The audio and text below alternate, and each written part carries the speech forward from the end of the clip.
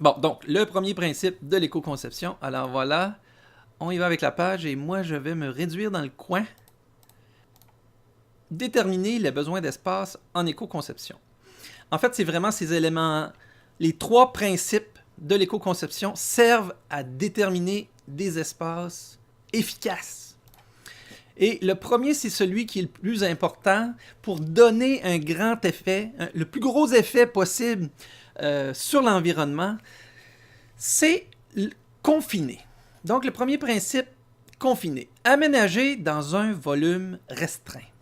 Pourquoi est-ce si important? Donc, les objectifs des espaces compacts, c'est avoir un projet plus accessible. Plus accessible financièrement. Vous voyez mes deux petits S dans le signe de pièce. Donc, en ayant un projet qui est plus accessible, à plus de bourses, à tous les budgets, on a automatiquement une façon de rendre accessible à des plus jeunes, à la propriété, mais à une très bonne qualité d'habitation aussi. Parce que plus on fait petit, plus on peut mettre de la qualité. L'idée, c'est aussi de réduire l'endettement. Ça peut être un autre objectif. Donc, de faire compact, c'est de réduire l'endettement. Choisir les composantes saines et de grande qualité éco-énergétique. Donc, si on fait plus petit, souvent la différence de budget n'est pas tellement grande.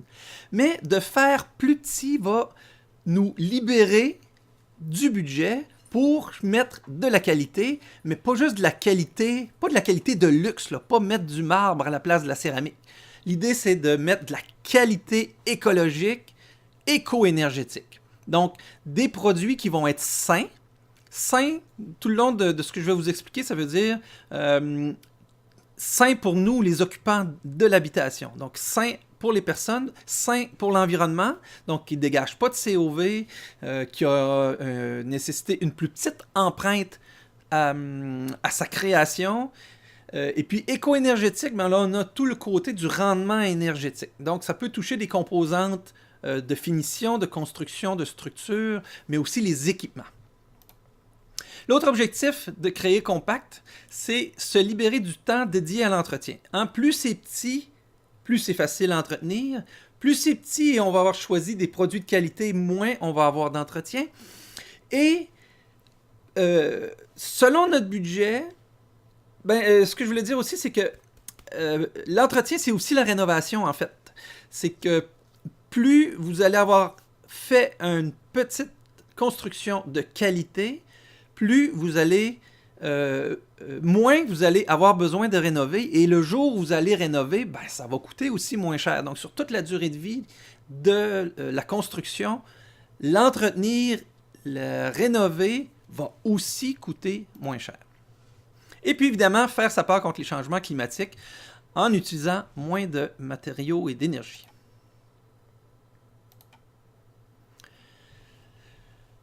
Pour être capable de confiner tous les besoins d'un projet, il faut comprendre ce qu'est le confort.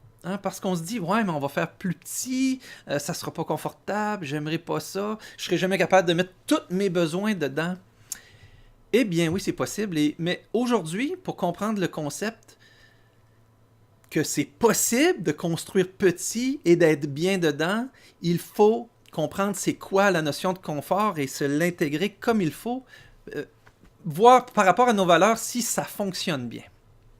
Donc le confort, c'est un sentiment de bien-être et de sécurité ressenti psychologiquement dans certains lieux ou physiquement dans certaines positions ou en effectuant certains gestes ou déplacements.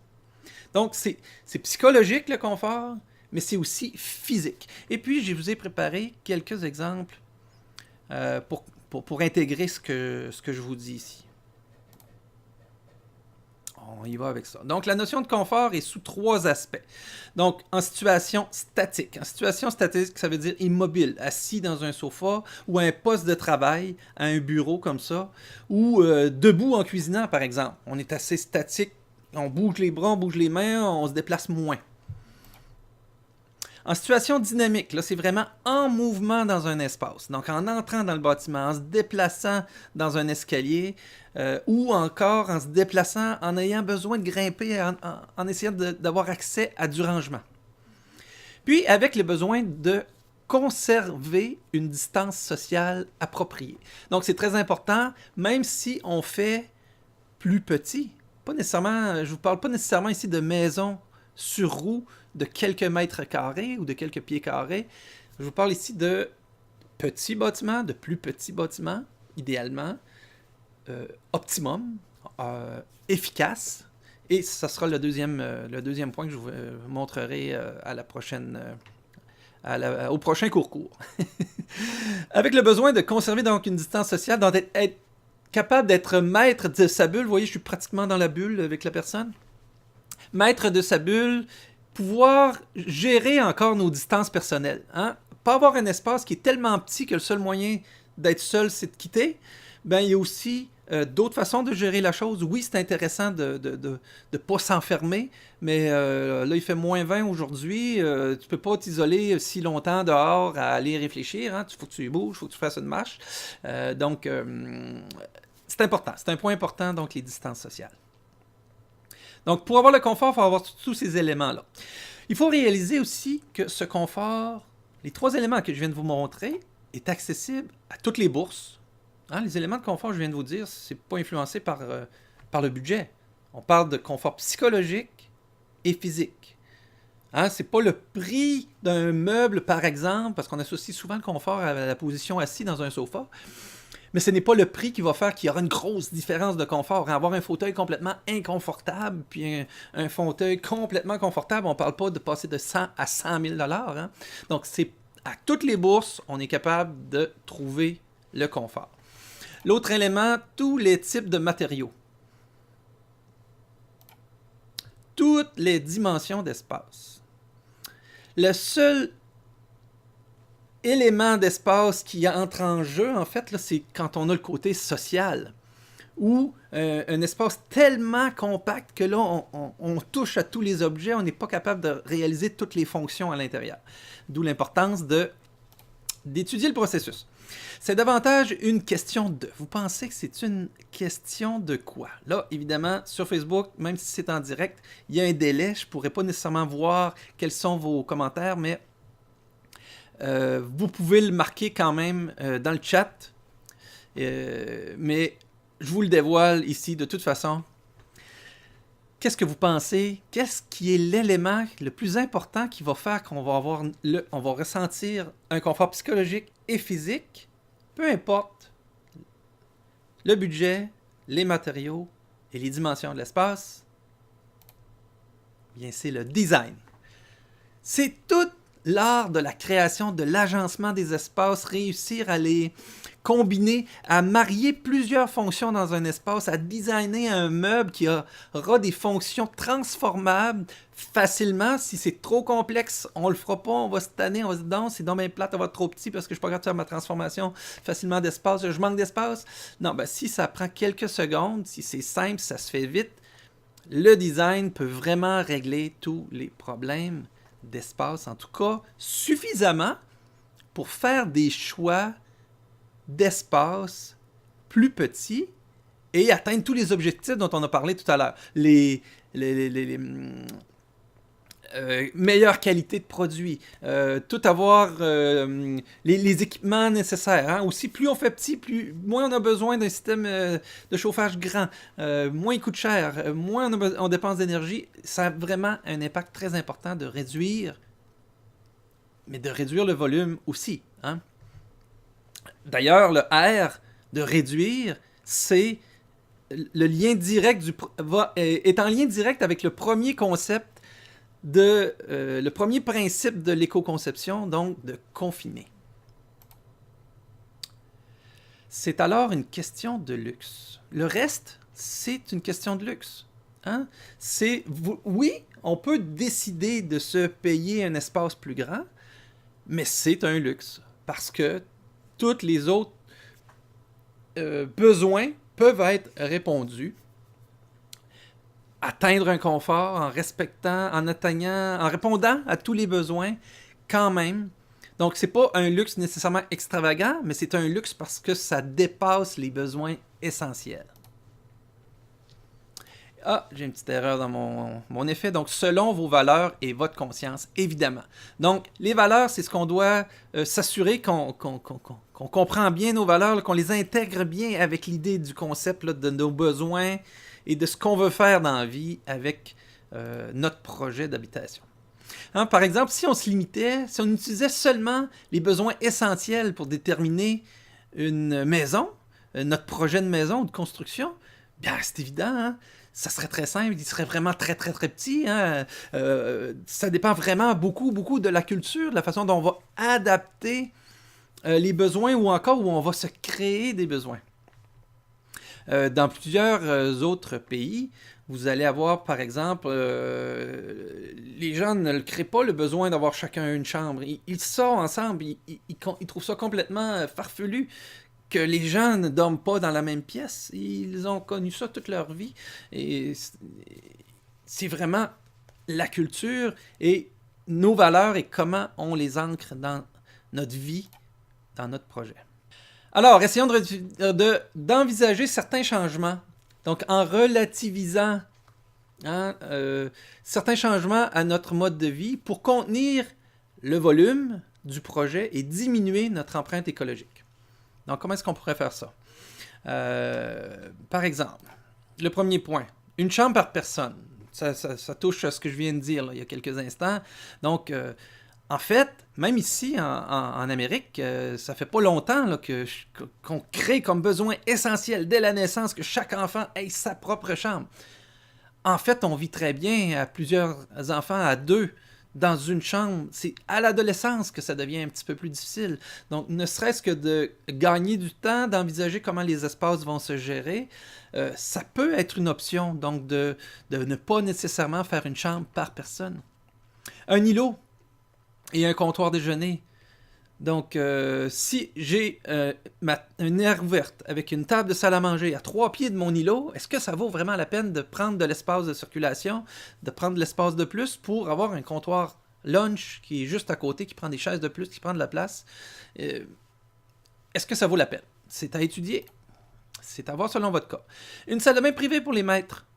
C'est vraiment un luxe. Parce que de toute façon, dans chaque maison maintenant, il y a au moins 2 salles de bain. C'est rendu un minimum absolu. Hein. Dans les années 60, souvent, on ne faisait pas le sous-sol, on n'avait qu'une seule salle de bain en haut. Maintenant, c'est extrêmement rare de trouver une maison qui se construit qui n'a pas tout de suite 2 salles de bain à la fabrication. C'est devenu un besoin essentiel de base, alors que, est-ce que ce l'est vraiment? Un cinéma maison. Est-ce qu'on a tous besoin d'un cinéma maison dans une pièce autre pour écouter un film par semaine, par 2 semaines, puis ensuite par mois, parce que plus le temps avance, moins on utilise cette pièce-là? Pourquoi ne pas faire un salon avec une toile qui descend et utiliser la même pièce familiale pour aussi faire un cinéma maison? Une salle d'entraînement. Qui n'a pas acheté un appareil d'entraînement puis trouve ça tellement ennuyeux de pédaler toute seule face à une télé ou face à un mur ou avec des écouteurs qui finit par ne plus s'entraîner ou aller marcher dehors ou s'abonner à un club? Est-ce que ça vaut vraiment la peine d'avoir ses propres appareils d'entraînement qui vont s'user, qu'il va falloir changer, qu'on va essayer de revendre à beaucoup moins parce que c'est sûr, c'est 99% des gens qui s'achètent des appareils d'entraînement qui finissent par ne plus l'utiliser à très court terme. Équipement de toutes sortes. Donc un cellier. Est-ce que ça vaut la peine d'avoir un autre réfrigérateur de plus pour conserver le vin? Alors que si la maison est bien conçue, un espace plus frais peut très bien faire l'affaire, avoir comme une chambre froide, une petite partie de chambre froide de conçue d'avance. Table de billard, même chose, c'est très grand, ça prend de la place. Faut vraiment que ce soit un élément qu'on connaisse déjà, qu'on a déjà une habitude de vie régulière. Beaucoup de rangements. Pourquoi est-ce qu'on a beaucoup de rangements? Parce qu'on doit conserver beaucoup de biens inutiles. Beaucoup de biens qui nous servent pas qui nous servent pas à toutes les semaines, à tous les mois, à tous les 6 mois. Donc, pour planifier un espace efficace, pas trop grand. Pourquoi hypothéquer, avoir une maison plus grande juste pour accumuler des biens qu'on n'utilise pas à chaque mois? S'il y a des biens que vous n'utilisez plus depuis 6 mois, pourquoi les garder? Pourquoi ne pas les vendre? Alors, pourquoi les avoir achetés? Mon idée ici, c'est de vous faire relativiser. C'est à vous les décisions. Mais, oui, est-ce que c'est vrai? Pourquoi prendre des fois des choix d'espace comme étant obligatoire, un besoin essentiel, alors qu'on ne s'est même pas posé la question, est-ce que c'est pour nous ou ce n'est pas? 3 grandes influences dans nos décisions de posséder. Alors l'attrait de la nouveauté, du changement. Hein, pourquoi est-ce qu'on veut posséder plus, avoir plus grand, ou avoir des biens de plus, puis il va falloir avoir une habitation plus grande pour la mettre? C'est le besoin du changement. Donc, comment on fait alors pour se contenter de ce qu'on a? Qu'est-ce qu'on peut faire? C'est des questions à se poser. En classe, avec l'interaction, à ce moment-là, c'est des éléments qu'on soulève ensemble et sur lesquels on se questionne. Vivre de nouvelles expériences, c'est la deuxième très grande motivation, hein, à posséder de nouvelles choses. C'est humain, hein? On aime la découverte, on aime apprendre de nouvelles choses dans le vécu, mais pas nécessairement dans la possession. Hein? Souvent, c'est de posséder un bien, on se dit ça va me permettre de faire quelque chose, hein? De vivre une nouvelle expérience. Mais est-ce qu'on peut le vivre en faisant du partage? Hein? De plus en plus, les gens dans les éco-villages, les éco-communautés, créent un réseau de partage d'outils, de tondeuses, de souffleuses, de la pelle méga grande qui sert à débalayer le toit. On ne débalaye pas tous le toit en même temps. Hein?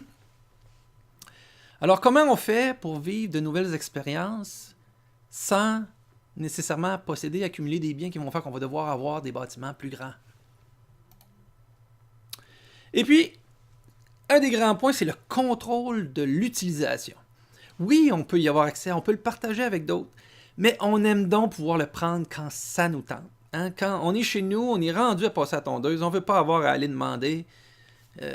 Mais pourtant, c'est pas si compliqué. Hein? Si on avait un cabanon commun dans le fond de la cour de 4 maisons, on se fait un horaire, puis on le sait que c'est de là à là qu'on y a accès, et puis on n'a même pas de négociation, puis à redemander. On l'organise une fois, puis c'est réglé. Hein? Il y a toujours des moyens, puis on le voit maintenant avec les éco-communautés, qui est une tendance aussi. Là. Ça croît, là. Il y en a de plus en plus.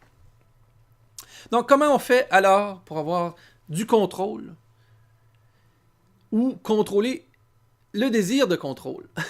Comment est-ce qu'on fait pour retenir tout ça? Hein? Donc, c'est sûr que ici, je pourrais amener une idée qui me vient, moins regarder de pubs, moins consommer de revues, de catalogues, de sites Internet où on va sur des sites, puis on découvre, hey, ça, j'aimerais ça. Ouais, mais si tu ne l'avais pas vu, là, tu ne l'aurais pas créé ton besoin. Tu n'avais peut-être pas besoin tant que ça. Tandis que quand c'est le contraire, puis tu as vraiment un besoin qui est réel, il te vient le besoin réel. Là. Tu l'as, puis tu te vois à ce moment-là à faire ton achat parce que tu es rendu à consommer et non pas l'inverse. Alors voilà. C'est important, je pense, hein, de relativiser nos choix. Donc, voir l'origine. Hein, pourquoi est-ce qu'on s'était créé ce besoin-là? En fait, on a le choix dans la vie. Hein. C'est maintenant démontré. Je peux vous donner un exemple. Pierre-Yves McSween qui s'appelle En as-tu vraiment besoin? Hein? J'ai vu un de ses reportages qui moi, j'ai adoré, où il rencontrait un couple qui était à la retraite à 45 ans parce qu'ils ont fait des choix de ne pas consommer des grands volumes, des voitures neuves tout le temps, les voyages trop coûteux, etc. Ils sont à la retraite à 45 ans. Notre société est tellement riche qu'on est tellement pas conscientisé à la possibilité d'être libre après 20 ans de travail qu'on l'envisage même pas au début. On s'endette au plafond, puis on travaille jusqu'à la retraite pour suivre le rythme de notre endettement au top. Donc, on a le choix, hein, avoir beaucoup de biens, puis travailler pour les payer toute notre vie. Ou encore avoir un grand confort, mais temporel, dans le temps. Hein? Moins travailler, mais avoir du temps. Ou travailler 25 ans et avoir tout son temps. C'est possible, tout simplement. Est-ce que c'est ça votre objectif? Est-ce que c'est ça vos valeurs? Si c'est le cas, vous n'aurez pas de difficulté avec l'adaptation de certains besoins, l'élimination de certains besoins dans votre programme que vous allez vous créer, ou dans le programme que vous allez créer avec vos clients. Hein? Ici, mon idée, c'est de m'adresser autant aux personnes qui ont le projet. J'en parle depuis tout à l'heure comme si c'était les personnes qui avaient le projet tout le temps. Mais ça peut être aussi les designers ou les technologues ou les architectes qui doivent être conscients de ça et des fois allumer une lumière à son client pour lui dire ça, on pourrait peut-être le faire de cette façon-là. Je pourrais vous proposer un aménagement qui se transforme, une cloison qui se déplace, un lit escamotable. Pourquoi avoir une chambre d'amis avec un lit déplié qui sert 10 jours par année? 10 jours sur 365 jours et quart, c'est beaucoup d'investissement sur l'hypothèque. C'est plusieurs pieds carrés consacrés à un espace qui ne sert qu'à ranger des meubles de plus qui servent qu'occasionnellement. Donc voici, pour accélérer un petit peu, les 3 questions pour évaluer le confort dans votre concept. Donc, suis-je confortable en situation statique, dynamique et en distance sociale? Donc, suis-je confortable en situation statique? L'exemple, en cuisinant dans cet espace. Vous pouvez vous demander, est-ce que mon bien-être psychologique est assuré? Est-ce que j'ai assez de lumière? Est-ce que j'ai des vues extérieures? C'est important, ça a été vraiment étudié, de pouvoir regarder, de pouvoir voir au travers une fenêtre, voir au loin, c'est bon pour la santé, c'est bon pour le moral. Et ne pas ressentir de menaces imminentes dues à l'aménagement, des coins pointus, des espaces en pente où les couteaux pourraient nous tomber sur les pieds. Donc, est-ce que ce sont les éléments fondamentaux psychologiques, par exemple, dans une cuisine qu'il faudrait regarder? Besoin d'un bien-être physique au poste de travail. Est-ce que le poste de travail est bien adapté à la fonction? Est-ce que l'ergonomie est bonne? On se tient droite, on est capable de couper, on ne ressent pas de risque de blessure. La surface de travail de coupe n'est pas trop proche de la plaque de cuisson, par exemple, où on risquerait plus de recevoir des éclaboussures, de se brûler. On n'est pas en position de douleur, justement, ressentir trop de chaleur ou... travailler devant le lave-vaisselle qui nous fait de la buée ou suffisamment d'éclairage, c'est un élément physique aussi. Il est psychologique, mais il est aussi physique. Parce qu'un bon éclairage fait qu'on travaille bien, on voit bien, on se sent en sécurité, on fait des gestes sécuritaires bien exécutés, on voit bien ce qu'on fait. Puis, une bonne qualité de l'air. Dans une cuisine, la bonne qualité de l'air, ça prend une hotte, ça prend donc une ventilation. Est-ce qu'on contrôle bien ça? Donc, à ce moment-là, on est en situation statique, mais c'est des éléments qui sont autour de nous qu'on peut questionner. Donc, en se posant ces questions-là, suis-je confortable en position statique pour mon bien-être psychologique et pour mon bien-être physique? Deuxième exemple, si on continue plutôt, si on va en situation dynamique, donc toujours dans notre cuisine, le bien-être psychologique en situation dynamique, là, c'est dans nos déplacements. Si on a de la lumière, on va se sentir en sécurité. On n'aura pas peur de se déplacer dans un espace.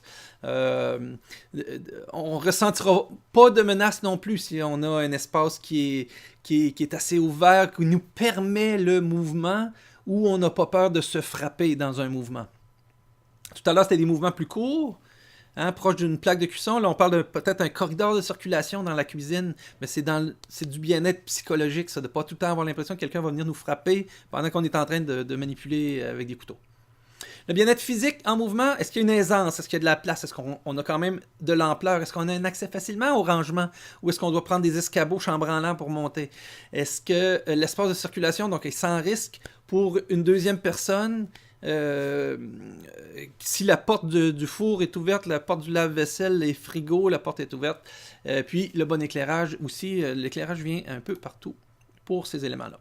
Et puis la distance sociale, ce serait, exemple, en cuisinant toujours, le bien-être psychologique, c'est donc permettre de socialiser. On aime donc les espaces ouverts. Donc une aire ouverte, ça permet de socialiser, donc on a un bien-être psychologique. Puis une distant d'espace privé, dans le sens que même si on a une cuisine, qu'on a une aire ouverte, on a quand même des espaces privés qui sont assez loin, qui vont permettre cette distance sociale-là, où nous, quand on est dans la cuisine, normalement, on n'est pas en position de retrait, d'intimité, on est plutôt dans la partie socialisante, mais il faut qu'il y ait d'autres espaces qui permettent de s'isoler au besoin. Et puis, il s'agit d'en avoir, mais qui sont assez loin pour que l'espace social ne produisent pas trop de bruit à l'espace intime, d'où le bien-être psychologique de l'espace social, mais en relation avec la cuisine. Pas nécessairement tout le temps dans la cuisine, là, on ne mettra pas un espace d'intimité dans la cuisine nécessairement pour être bien. Alors voilà, merci beaucoup et à la prochaine.